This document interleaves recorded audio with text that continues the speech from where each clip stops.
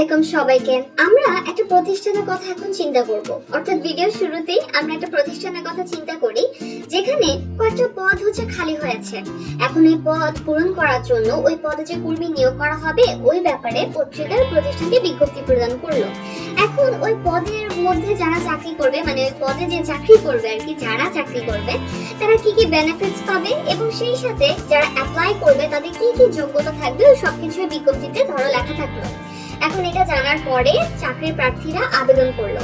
এখন প্রতিষ্ঠান যারা আবেদন করেছে সবাইকে তো দিতে পারবে না। এখন এদের মধ্যে থেকে কি করতে হবে, প্রতিষ্ঠানকে যোগ্য কর্মী বাছাই করতে হবে। এবং অনেক ধরনের পদে এরকম হয় না যে প্রতিষ্ঠান যারা কাজ করছে তাদের মধ্য থেকে কাউকে প্রমোশন দিয়ে পদগুলো পূরণ করা হয়।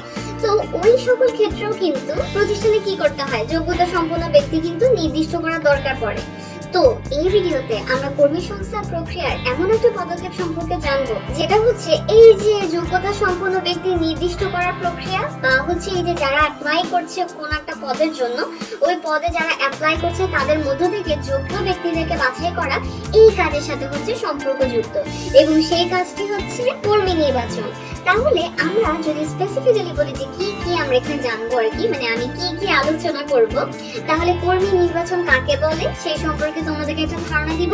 সেই সাথে কর্মী নির্বাচন পদ্ধতি বা প্রক্রিয়ার মধ্যে কোন কোন কাজগুলো অন্তর্ভুক্ত সেই সম্পর্কে তোমরা জানতে পারবে, মানে একটা আইডিয়া পাবে আর কি যে কর্মী নির্বাচন পদ্ধতিটা কিভাবে করা হয়ে থাকে, কোন কোন কাজের মাধ্যমে বেসিক্যালি এটা সিলেক্ট করা হয় যে কাদেরকে তোমার নিয়োগ করা হবে, বা যোগ্য কর্মী বাছাই এটা কিভাবে করা হয়। তো এই বিষয়টা সম্পর্কে তোমাদেরকে আমি জানাবো। এবং কর্মী সংগ্রহ এবং কর্মী নির্বাচন এই দুইটা তো কর্মী সংস্থানের দুটো পদক্ষেপ। এখন এদের মধ্যে কি কি পার্থক্য আছে তো এটা সম্পর্কে আমরা আলোচনা করব। তাহলে চলো শুরু করা যায়। প্রথমে আসা যাক কর্মী নির্বাচন, এটা বলেটা কাকে। তাহলে যেরকম আমি বলেছিলাম যে কোন একটা প্রতিষ্ঠান বিজ্ঞপ্তি দিল, তারপরে এখানে এই পদের জন্য কি কি বেনিফিটস পাওয়া যাবে, কি কি ক্রাইটেরিয়া আছে অ্যাপ্লাই করার জন্য, এই সবকিছু জেনে চাকরি প্রার্থীরা আবেদন করলো। তো এই আবেদন করলো পর্যন্ত, অর্থাৎ তাদেরকে ওই পদের নির্বাচনী প্রক্রিয়ায় নিয়ে আসা পর্যন্ত কাজটা কিন্তু কর্মী সংগ্রহ, যেটা কর্মী সংস্থান প্রক্রিয়ার কিন্তু প্রথম কাজ। তাহলে এই যে কর্মী সংগ্রহ প্রক্রিয়ায় আগত বা আবেদনকারী প্রার্থীদের মধ্য থেকে যোগ্য কর্মী বাছাই করা, অর্থাৎ সিলেক্ট করা, এবং অভ্যন্তরীণ উৎস থেকে, অভ্যন্তরীণ উৎস কোনটা মনে আছে, প্রতিষ্ঠানে যারা কাজ করছে তাদের মধ্য থেকে বা তাদের মাধ্যমে যখন কোনো একটা পদ পূরণ করা হয় তো উৎসটাকে বলা হয় কিন্তু অভ্যন্তরীণ উৎস। এটা কিন্তু আমরা আলোচনা করেছিলাম। তাহলে যেটা বলছিলাম, এবং অভ্যন্তরীণ উৎস থেকে পদোন্নতি প্রদানের জন্য যোগ্যতা সম্পন্ন ব্যক্তি নির্দিষ্ট করার প্রক্রিয়াকে বলা হয় নির্বাচন। অর্থাৎ এর মাধ্যমে ওই যে আমাদের যে পদটা খালি হয়েছে প্রতিষ্ঠানের, ওই পদটা পূরণের জন্য যোগ্য কর্মী কে সেটাই কিন্তু সিলেক্ট করা হয় এই কর্মী নির্বাচন কাজটির মধ্য দিয়ে। তাহলে এই কর্মী সংস্থান প্রক্রিয়ার দ্বিতীয় কাজ কিন্তু এই কর্মী নির্বাচন, ঠিক আছে।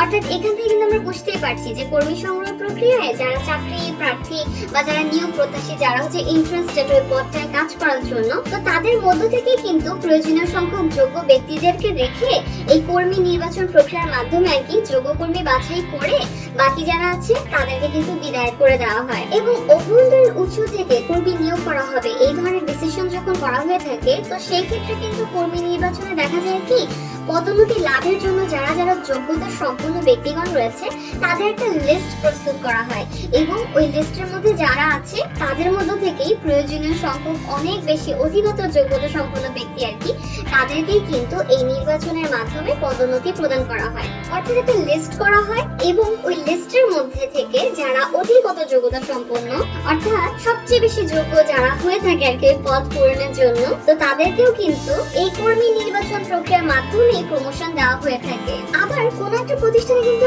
এরকম না যে শুধুমাত্র কর্মী নিয়োগই করা হলো, সেই সাথে কিন্তু কর্মী ছাঁটাইয়েরও দরকার পড়ে। অর্থাৎ যারা কাজে হয়তো বা ফাঁকিবাজি করছে বা কাজটা ঠিকভাবে করছে না, তার দায়িত্ব পালন করছে না, তো ছাঁটাইয়েরও কিন্তু দরকার পড়ে। তো ওই ছাঁটাইয়ের জন্য কর্মী বাছাই করা, ওইটাও কিন্তু এই কর্মী নির্বাচনের মধ্যেই কিন্তু অন্তর্ভুক্ত। অর্থাৎ এই প্রক্রিয়ার মাধ্যমে কিন্তু আমরা সিলেক্ট করব, অর্থাৎ প্রতিষ্ঠান সিলেক্ট করবে যে তাদেরকে নিয়োগ করবে, ওই যোগ্য কর্মী বাছাইয়ের কাজটা করবে। আবার যদি অভ্যন্তরীণ উৎস থেকে কর্মী নিয়োগ করার ডিসিশন নেওয়া হয়, তখন হচ্ছে যে কাদেরকে প্রমোশন দিয়ে ওই পদটা পূরণ করা হবে সে সকল ব্যক্তিদেরকে সিলেক্ট করবে, এবং আবার ছাঁটাইয়ের যে বিষয় আসে সেই কাজটাও কিন্তু এই কর্মী নির্বাচন প্রক্রিয়ার মাধ্যমেই হয়ে থাকবে। এখন কথা হচ্ছে, আমাদের আশেপাশে আমরা অনেক ধরনের প্রতিষ্ঠান দেখতে পাই, ওকে? আবার প্রতিষ্ঠানগুলোতে কিন্তু অনেক রকমের পদ থাকে এবং এক এক পদের রেসপন্সিবিলিটি, দায়িত্ব, তারপরে হচ্ছে যে অন্যান্য বিষয়গুলো কিন্তু ভ্যারি করে। অর্থাৎ প্রত্যেকটা পদের যে সমান স্যালারি হবে, সমান দায়িত্ব হবে, এরকম কিন্তু হয় না, তাই না বলো? এখন এই কর্মী নির্বাচনটা কিভাবে করা হবে, বেসিক্যালি ওই পদের প্রকৃতির উপরেই কিন্তু ডিপেন্ড করে। এখন বৃহদায়তন যে প্রতিষ্ঠানগুলো থেকে থাকে, তো এই জন্য দেখা যায় কি যে আগে থেকে তারা রুলস এন্ড রেগুলেশন বা নিয়ম পদ্ধতি হচ্ছে যে তোমার ঠিক করে রাখে। অর্থাৎ কোন পদের জন্য কি কি ক্রাইটেরিয়া মেইনটেইন করতে হবে বা কি কি যোগ্যতা থাকতে হবে, এই জিনিসগুলো কিন্তু আগে থেকে বৃহদায়তন প্রতিষ্ঠানগুলোতে নির্দিষ্ট করা হয়ে থাকে। এখন যদি শ্রমিক কর্মী নিয়োগের বিষয় থাকে, তো সেই ক্ষেত্রে কিন্তু সাধারণত জাস্ট সাক্ষাৎকার নেওয়া হয়, যেখানে তাদেরকে তাদের পূর্ব অভিজ্ঞতা সম্পর্কে বা তাদের শারীরিক উপযুক্ততা বা তাদের আগ্রহ, এইসব বিষয় হচ্ছে জিজ্ঞাসা করা হয়। অর্থাৎ এই বিষয়গুলোকে হচ্ছে দেখা হয় আর কি। কিন্তু যদি ব্যবস্থাপক পর্যায়ে হচ্ছে তোমার কর্মী নিয়োগ করা হয়, সেই ক্ষেত্রে কিন্তু পূর্ব অভিজ্ঞতাও যাচাই করা হয়, আবার ভাইভাও নেওয়া হয়, এবং সেই সাথে কিন্তু আরো দেখা হয় যে তার কারিগরি এবং আন্তর্জাতিক দক্ষতা কতটুকু, তার আচার আচরণ কিরকম। তো এই বিষয়গুলো কিন্তু সেখানে অনেক বেশি একটা ইম্পর্টেন্ট বিষয় হয়ে দাঁড়ায় যোগ্যতা পরিমাপের ক্ষেত্রে। তো বৃহদায়তন প্রতিষ্ঠানগুলোতে যে জুনিয়র পদগুলো আছে, সেখানে কর্মী নিয়োগে কিন্তু অনেক প্রার্থী আবেদন করে। তো সেই ক্ষেত্রে কিন্তু যারা যারা অ্যাপ্লাই করছে, তাদের আবেদনপত্র যাচাই বাছাই করে যোগ্য প্রার্থীদের সাক্ষাৎকার বা লিখিত পরীক্ষার জন্য নির্দিষ্ট দিনে বলা হয়, নির্দিষ্ট সময় যাতে হাজির তারা হয়, এবং এই সকল পরীক্ষার মাধ্যমে কিন্তু বিভিন্ন জিনিস যাচাই বাছাই করা হয়। তো আমাদের দেশের ব্যাংকগুলোর কথা যদি আমি বলি, সেখানে কিন্তু জুনিয়র অফিসার নিয়োগের ক্ষেত্রে এই নির্বাচন প্রক্রিয়ায় দেখা যায় যে আবেদনপত্র, অর্থাৎ যারা অ্যাপ্লাই করে তাদের অ্যাপ্লিকেশন যাচাই বাছাই করার পরে যারা যোগ্য প্রার্থী তাদেরকে লিখিত এবং তাদের মৌখিক পরীক্ষা নিয়ে এরপরেই কিন্তু যোগ্য প্রার্থী বাছাই করা হয় বা নির্বাচন করা হয়। কিন্তু ছোট যে প্রতিষ্ঠানগুলো আছে, সেগুলোতে কাহিনী একটু আলাদা। সেখানে হয় কি, সাধারণ কর্তৃপক্ষ একটা নিয়োগ বোর্ড বা কমিটি গঠন করে দেয় আর কি, এবং ওই বোর্ডই আসলে যারা প্রার্থী আছে তাদের সাক্ষাৎকার গ্রহণ করে নানান রকম প্রশ্নের মাধ্যমে প্রয়োজনীয় বিষয়গুলো কিন্তু জানার চেষ্টা করে। এরপরে হচ্ছে যে সবার নম্বরের ভিত্তিতে, মতামতের ভিত্তিতে সিলেক্ট করা হয় আর কি। এবং এরকম হয় কিন্তু অনেক সময় প্রাথমিক একটা নির্বাচন হয় এবং ওটার পরেই বিভিন্ন ধরনের তথ্য সংগ্রহ করা হয়, যাচাই বাছাই করে এরপরে চূড়ান্ত নির্বাচন করা হয়ে থাকে।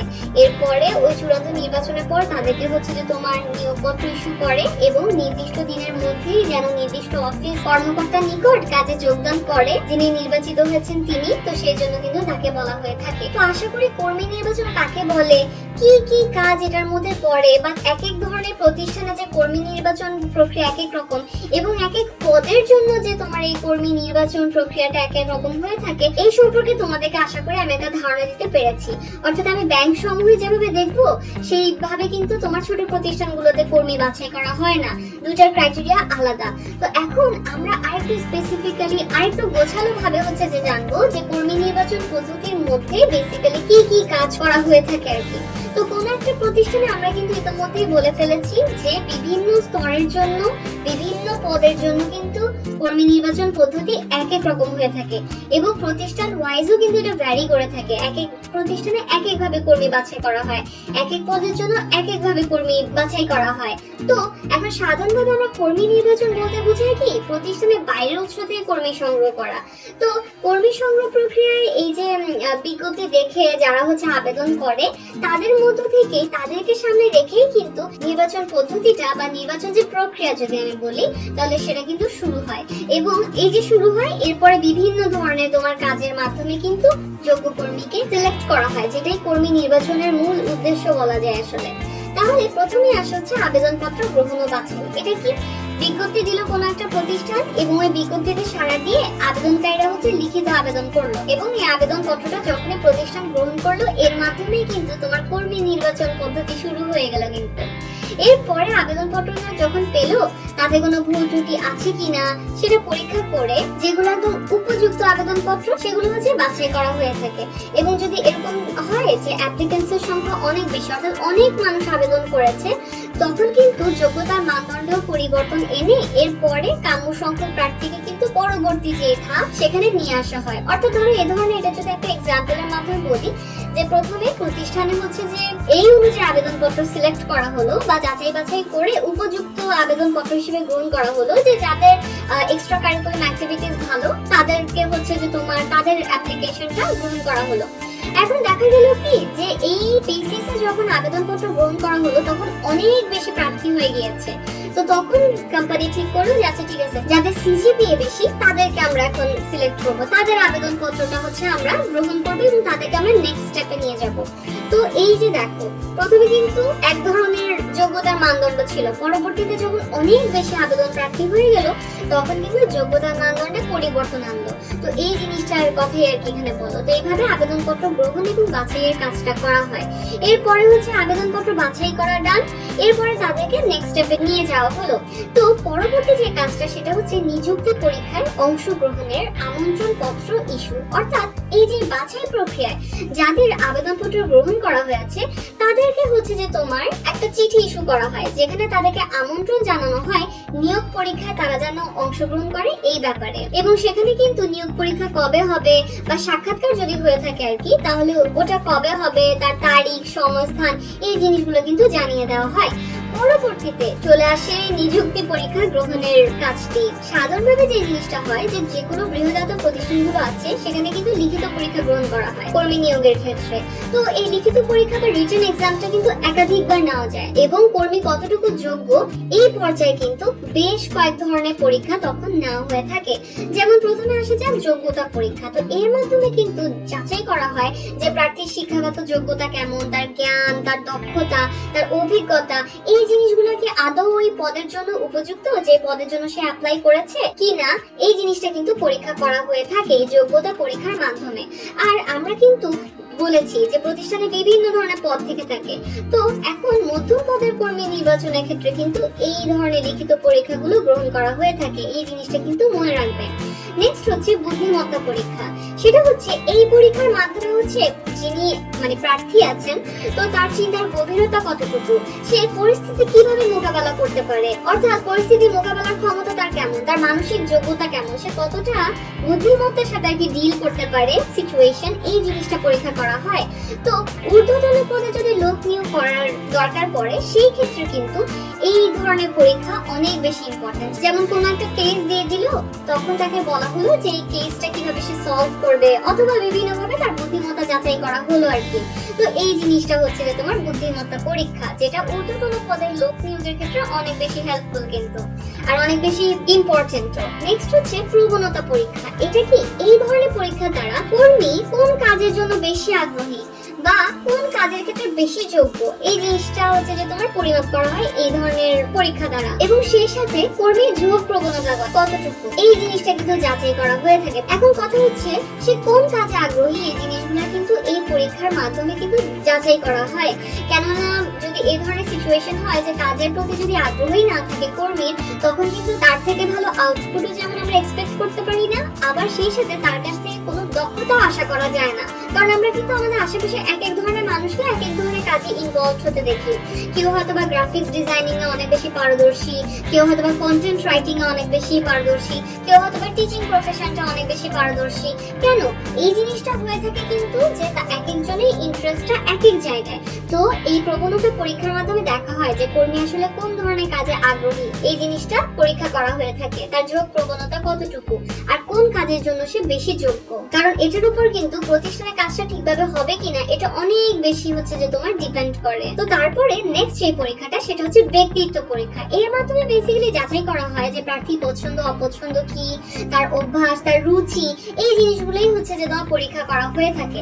এবং ঊর্ধ্বতন পদে কর্মী নিয়োগের ক্ষেত্রে এই ধরনের পরীক্ষা গ্রহণ কিন্তু দরকার পড়ে, যে সে কোন ধরনের বিষয় আশয়কে বেশি গুরুত্ব দেয় বা তার অপছন্দ কি, এই বিষয় সম্পর্কে হচ্ছে যে তোমার পরীক্ষা নেওয়া হয় এই ব্যক্তিত্ব পরীক্ষায়। তাহলে এভাবেই দেখা যায় যে নিযুক্তি পরীক্ষা গ্রহণ এই ধাপটা হয়ে থাকে। এই ধাপে তোমার হচ্ছে বিভিন্ন ধরনের পরীক্ষা গ্রহণ করা হয় এবং পরীক্ষা গ্রহণ করার মাধ্যমে কর্মীদের যোগ্যতা হচ্ছে যাচাই করা হয়ে থাকে। এক এক ধরনের পদের জন্য বা পর্যায়ের জন্য এক এক ধরনের পরীক্ষা হচ্ছে যে তোমার বেশি গুরুত্বপূর্ণ বলে বিবেচিত। নেক্সট যে ধাপটা সেটা হচ্ছে সাক্ষাৎকার গ্রহণ, অর্থাৎ একটা ইন্টারভিউ নেওয়া।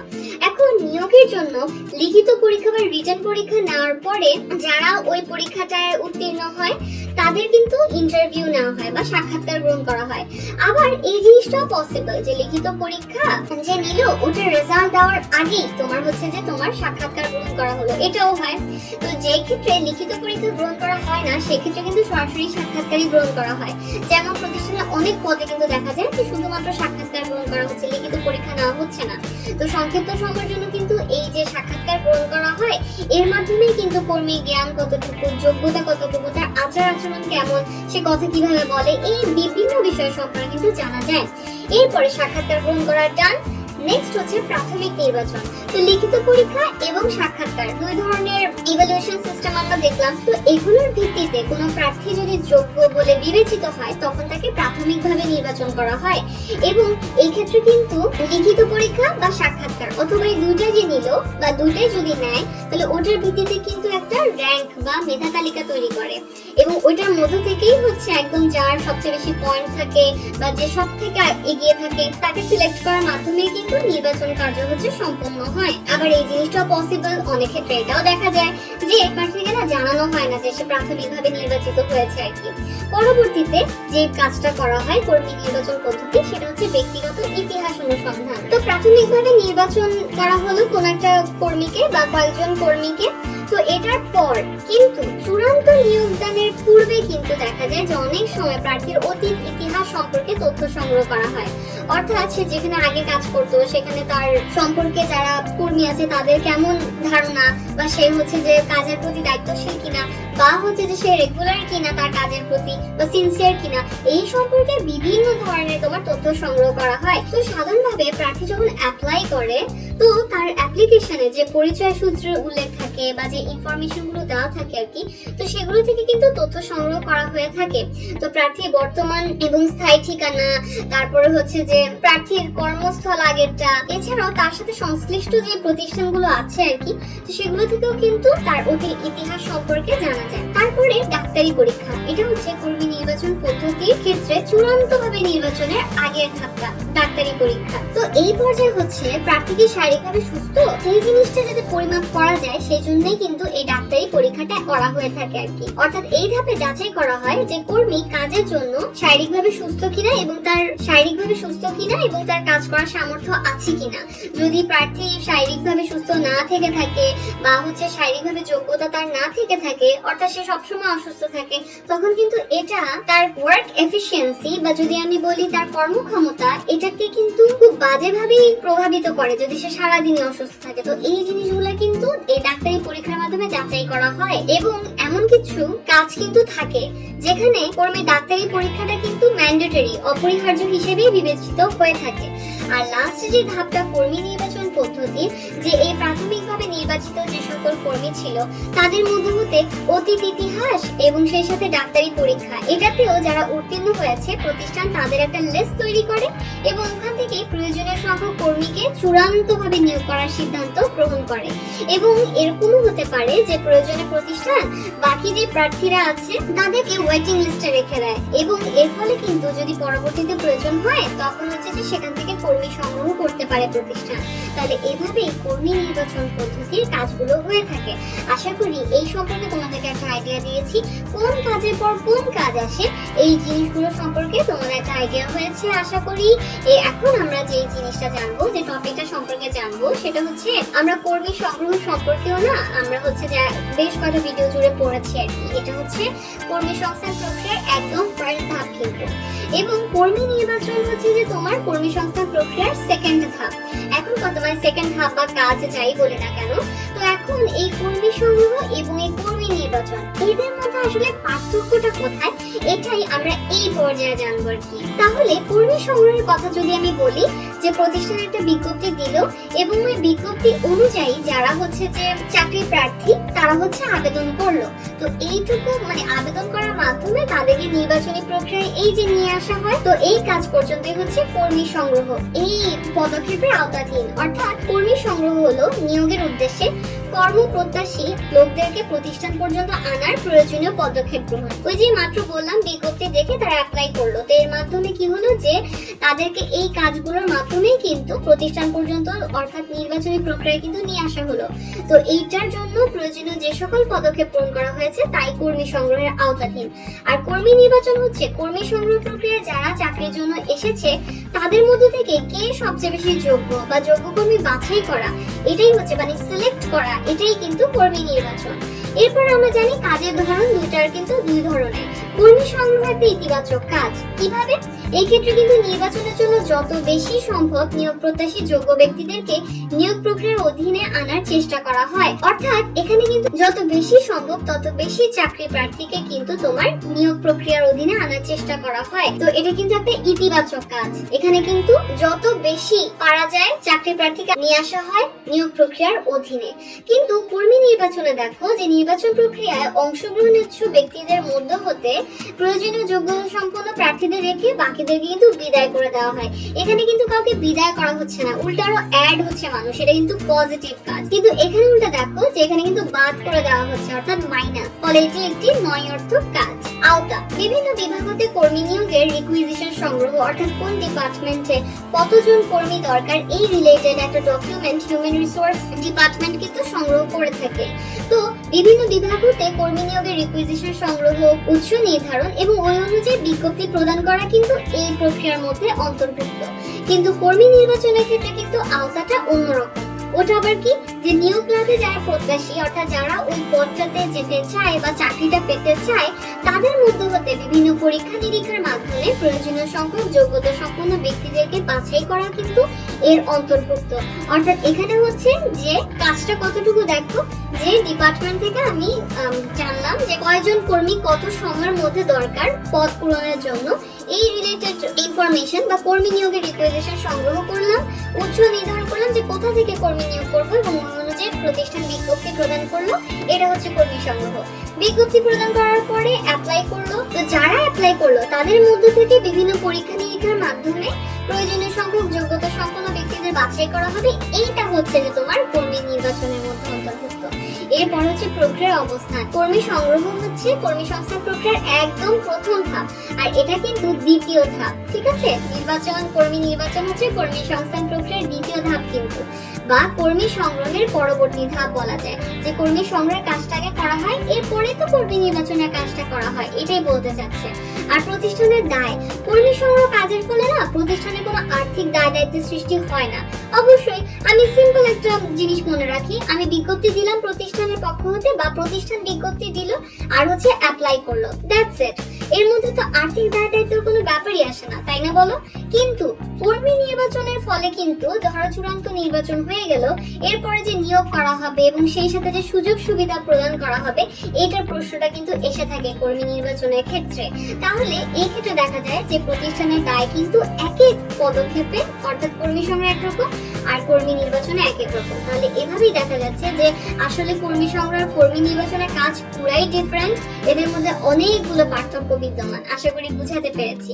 তাহলে একটা কোয়েশ্চেন দিয়ে শেষ করি তো, বলো তো আমরা যে কর্মী নির্বাচন পদ্ধতি এত ইন ডিটেইলস আমি তোমাদেরকে পড়ানোর চেষ্টা করলাম, দেখি কজন পারো এটা, যে কর্মী নির্বাচন পদ্ধতিতে আবেদনপত্র গ্রহণ করলো এবং বাছাই করলো প্রতিষ্ঠান। হ্যাঁ, এখন এটার পরের কাজ কোনটা? এর পরে কর্মী নির্বাচন পদ্ধতি কোন কাজটা করা হয়? নিযুক্তি পরীক্ষা নেওয়া হয়, সাক্ষাৎকার গ্রহণ করা হয়, ডাক্তারি পরীক্ষা নেওয়া হয়, নাকি নিযুক্তি পরীক্ষায় অংশগ্রহণের আমন্ত্রণ পত্র ইস্যু করা হয়? অনেক সোজা না কোয়েশ্চেনটা? একটু চিন্তা করে দেখো তো। তাহলে যাদের মনে হচ্ছে কর্মী নির্বাচন পদ্ধতিতে আবেদনপত্র গ্রহণ আর বাছাই করার পরে নিযুক্তি পরীক্ষা গ্রহণ করতে হয়, না, অ্যান্সার কারেক্ট হয়নি। যাদের মনে হচ্ছে সাক্ষাৎকার গ্রহণ হবে, অ্যান্সার নো, তাদেরটাও হয়নি। এবং যাদের মনে হচ্ছে ডাক্তারি পরীক্ষা যারা গেস করছো আর কি যে না এটা হতে পারে, না, তাদের অ্যান্সারটাও ভুল। কারেক্ট অ্যান্সার হচ্ছে যখনই কর্মী নির্বাচন পদ্ধতিতে আবেদনপত্র গ্রহণ এবং বাছাইয়ের কাজটা করা হয়, এরপরেই করা হয় কি, যাদের আবেদনপত্র ফাইনালি বাছাই করা হয়েছে তাদেরকে নিযুক্তি পরীক্ষায় অংশগ্রহণের আমন্ত্রণ পত্র ইস্যু করা হয় এবং বলে দেওয়া হয় যে নিযুক্তি পরীক্ষা কবে, কোথায়, কত তারিখে হবে এই বিষয়গুলো সম্পর্কে। তাহলে আমরা কর্মী সংস্থান প্রক্রিয়ার আরো কিছু গুরুত্বপূর্ণ বিষয় সম্পর্কে জেনে নিয়েছি। আশা করি এই ব্যাপারে তোমাদের কনসেপ্ট ক্লিয়ার হয়েছে। ধন্যবাদ সবাইকে।